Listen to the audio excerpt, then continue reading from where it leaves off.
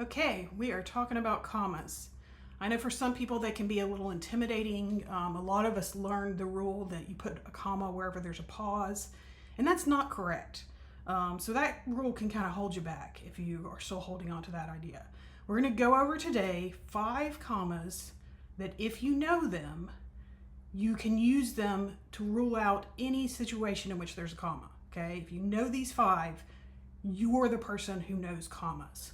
Okay, and if you already know your commas, good for you. I'm impressed. The compound comma is the first one we're going to talk about. Then we're going to talk about the introductory comma, the interrupting element comma. Your book has slightly different names for these, but they're all the same. The attribution comma and the listing or dividing comma. I've kind of put 2 together there. The only one I don't mention here that's in your book is the one applying to numbers, putting commas with numbers, because I think you guys know that. All right, so the first one is the compound comma rule. This says that if both sides of a conjunction can be their own sentence, you must use a comma. Okay? The organization held its first event Friday and more than 100 people attended. The conjunction here is the and, right? You guys remember your conjunctions? Let me go ahead here. Let's go ahead and look at these. Conjunctions are for, and, nor, but, or, yet, so. You probably remember that as fanboys, right? That's the acronym you had to memorize. So those conjunctions, when they're in a sentence, you look at whether or not what's on the beginning of the sentence and the second half of the sentence are both their own complete sentences. Then that conjunction gets a comma before it. And in this case, the organization held its first event Friday. Good, complete sentence. More than 100 people attended. Good, we got a subject and a verb. So we get a comma before the and. Okay. The robbery happened after business hours, so there were no witnesses. If you want to pause and answer it for yourself for a second, you can. The answer here is, so is the conjunction, and there is a comma. The robbery happened after business hours is a complete sentence, and there were no witnesses is a complete sentence. Now, if this were worded a little differently, if we said the robbery happened after business hours and without witnesses, we still have a conjunction. We still have an and here. But even though this first part is a complete sentence, without witnesses cannot be by itself a sentence, right? So there's no comma. The second one says the long introductory phrase rule. If you have a long introductory phrase at the beginning of a sentence, you need to use a comma. If you can take the beginning part off and still have a sentence, it's an introductory phrase. So it looks like, oh, hold on. How long is long? 5 words or more. Okay, so we'll talk a second about short ones. But if it's 5 or more, these are the rules. You have to be able to take it off and continue and have a complete sentence. So here we have an example. After covering the team for 22 years, Bob Smith is retiring. If we took off after covering the team for 22 years, we would still have the sentence, Bob Smith is retiring. Therefore, we put a comma after that long introductory phrase. For a short introductory phrase at the beginning of a sentence, your comma is optional. So I don't want to confuse you guys, but this one's up to you. If you have something like this, similarly, Anita Jones is leaving editorials, that similarly can have a comma or it cannot have a comma. There's no rule that says it has to be one or the other, okay? So really, you only have to worry too much about your commas when you're talking about a longer phrase. Is the phrase long, or is the phrase able to be removed and the sentence still makes sense, right? Short ones, either way, comma's optional. Number 3, the non-essential phrase introductory element rule. Now this one says if you can pluck a phrase from the middle of a sentence and still have a sentence, it's non-essential.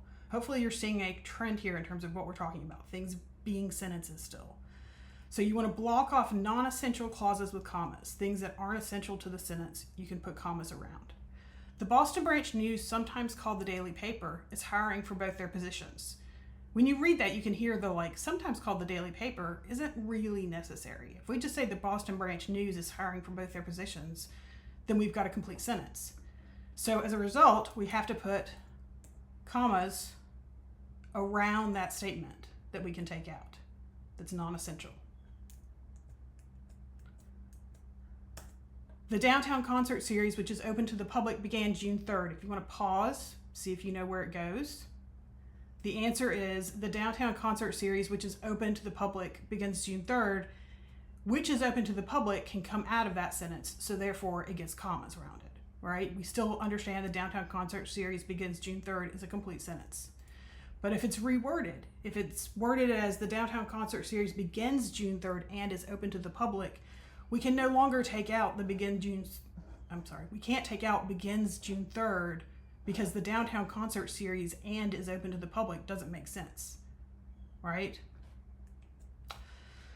All right, attribution. This is one a lot of you probably know from just writing news stories and things like that. You have to set off attribution with a quotation.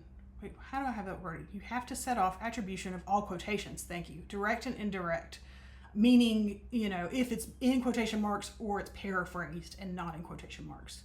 You still need a comma to set it off. The comma goes inside of the quotation marks if it's a direct quote.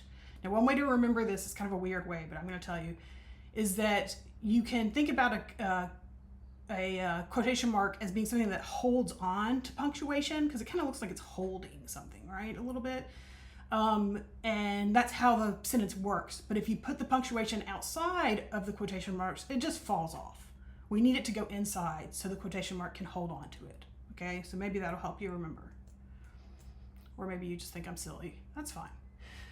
All right, so for example, I'm looking forward to some time to myself, comma, Smith said, quotation mark, Smith said, okay?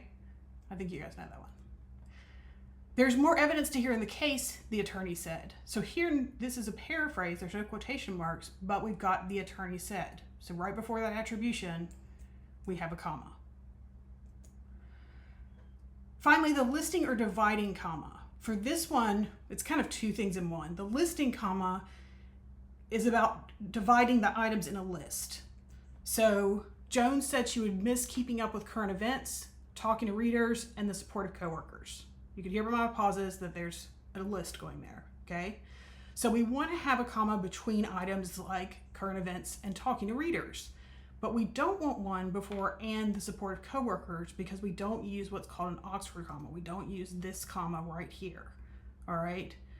The items in a series get commas throughout, but before and there is no comma. Before and there is no comma. Okay.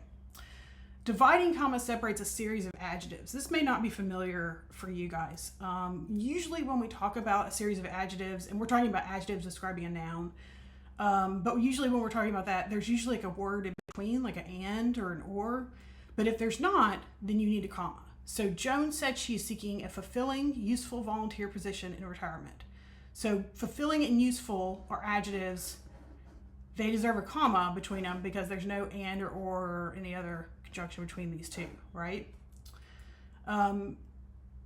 Anytime you have two adjectives together, you can see she is seeking a fulfilling and useful volunteer position. If your mind kind of puts it in there, then there's a comma. That might help. All right. Figure out which of these you need to practice. So if you've got, a couple of them down, great. If there are a couple of them that you're still not entirely clear on, obviously the book will help. But give yourself some extra practice if you really want to learn these and have that skill, You can definitely Google whichever one you need more practice on. So if it's the introductory comma, just Google practices for introductory comma. And come up with some additional things that would help you kind of reinforce some of this, because it's really about reinforcement. But if you find yourself ever pausing to try to figure out if there's a comma going somewhere, the answers are right here, okay? So don't ever feel like just because you don't know if there's a comma, there should be. If you know your 5 commas, you're good. There are a few other comma rules in existence in the world, but they're all obscure. These will get you there, I promise you. All right, I'll see you guys next time.